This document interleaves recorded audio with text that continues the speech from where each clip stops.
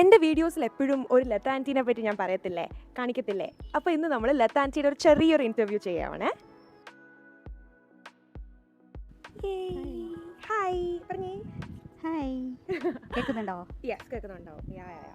So Latha anti എൻ്റെ best friend Krishnapriya, K P എന്നാണ് ഞങ്ങൾ വിളിക്കുന്നത്. കെ പിയുടെ അമ്മയാണ് ആൻറ്റി. ഞാൻ ബ്രസ്റ്റ് ക്യാൻസർ ഡയഗ്നോസ് ആയപ്പം കെ പി ഇങ്ങനെ ചെറുതായിട്ട് മെൻഷൻ ചെയ്തിട്ടുണ്ടായിരുന്നു, എന്താ പറയുക, ആൻറ്റിക്ക് ഇങ്ങനെ ആൻറ്റിയും ഡയഗ്നോസ് ആയിട്ടുണ്ടായിരുന്നു. പക്ഷേ എൻ്റെ മനസ്സിൽ നിന്ന് അത് പോയി, കാരണം വളരെ ചെറിയൊരു മെൻഷനായിരുന്നു. പിന്നെ എനിക്ക് ഡയഗ്നോസ് ആയിട്ട് ഞാനിങ്ങനെ പതുക്കെ ഫ്രണ്ട്സിനോട് പറഞ്ഞു തുടങ്ങിയപ്പോഴാണ് അവൾ പറഞ്ഞ്, എടാ എൻ്റെ അമ്മയ്ക്ക് എത്ര വർഷം മുന്നേ ഡയഗ്നോസ് ചെയ്ത് ഉഷാറായിട്ട് നടക്കുകയാണ്, നീ എന്തിനാ പേടിക്കുന്നതെന്ന് പറഞ്ഞു. അങ്ങനെയാണ് ഐ തിങ്ക് നമ്മുടെ ഫ്രണ്ട്ഷിപ്പ് സ്റ്റാർട്ട് ചെയ്യുന്നതിൻ്റെ ഒരു പോയിന്റ് അല്ലേ? അപ്പോൾ ആൻറ്റിക്ക് എപ്പോഴാണ് ഡയഗ്നോസ് ആയത്? ഏത് ഏജിലായിരുന്നു? എനിക്ക് 51-52 ഏജായിരുന്നു അല്ലേ? ആ സമയത്തായിരുന്നു.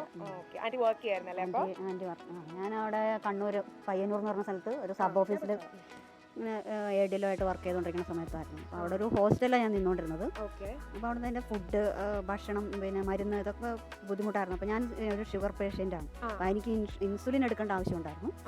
ഇൻസുലിൻ അപ്പോൾ അവിടെ ആൻറ്റി എടുത്തോണ്ടിരുന്നത് അതൊരു 4-5 വർഷം ആയി. അതിന് മുമ്പ് എനിക്ക് എന്താ പറയുക, യൂട്രസ് റിമൂവ് ചെയ്തായിരുന്നു. ആ സമയത്ത് ഉണ്ടായിരുന്നു ഷുഗറിൻ്റെ. അപ്പോൾ അതിന് ശേഷം കണ്ടിന്യൂസ് ആയിട്ട് ഇൻസുലിൻ എടുക്കണം എന്ന് പറഞ്ഞിട്ട് ഇൻസുലിൻ എടുക്കാൻ എനിക്ക് ബുദ്ധിമുട്ടായിരുന്നു. അവിടെ ഹോസ്റ്റലായതുകൊണ്ട് ആ ഇൻസുലിൻ്റെ മരുന്ന് ഫ്രിഡ്ജിൽ വെക്കണം.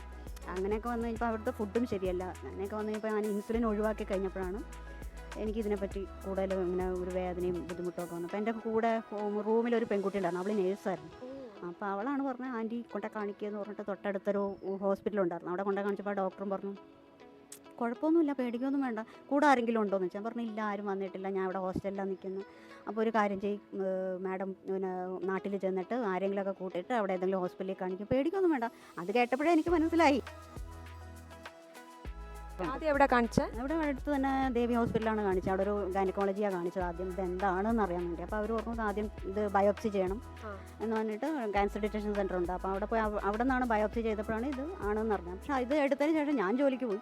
അതിന് വീണ്ടും അതിൻ്റെ റിസൾട്ട് വരാൻ വൈകി കഴിഞ്ഞപ്പോൾ ഇവിടെ നിന്ന് വീണ്ടും എന്നെ വിളിച്ചു പറഞ്ഞു, അമ്മ ഏതായാലും വരണം എന്ന് പറഞ്ഞ മക്കൾ രണ്ടുപേരും കൂടെ വിളിച്ചു പറഞ്ഞു. ഉടനെ എന്താ പറയുക, ഒരു ഓപ്പറേഷൻ വേണം, അമ്മ ലീവ് എടുത്തിട്ട് പോരെ. അഡ്വൈസ് എന്ന് പറഞ്ഞാൽ തുടക്കത്തിലാകുമ്പോൾ നമ്മളെല്ലാം കൃത്യമായിട്ട് മരുന്ന് കഴിക്കുകയും കൃത്യമായിട്ടുള്ള ചികിത്സയും ട്രീറ്റ്മെൻറ്റിലും കൂടെ എല്ലാം മാറാവുന്ന ഒരു രോഗമാണ്. ഇത് അത്ര വലിയ രോഗം എന്നൊന്നും പറയാനില്ല. ഇപ്പോൾ അതിനുള്ള ധാരാളം നല്ല ട്രീറ്റ്മെൻറ്റുകൾ എല്ലാ സ്ഥലത്തും കിട്ടുന്നതുകൊണ്ട് നമ്മൾ പിന്നെ കുറേയൊക്കെ നമ്മുടെ മനസ്സിൻ്റേതാണ്. അതിനൊരു ഇത് കൊടുക്കും, നമ്മളുടെ മനസ്സിൽ സാരമില്ല എന്നുള്ള ആ ഒരു കുറേ ധൈര്യം നമ്മൾ സ്വയം കൊടുക്കണം. All the best.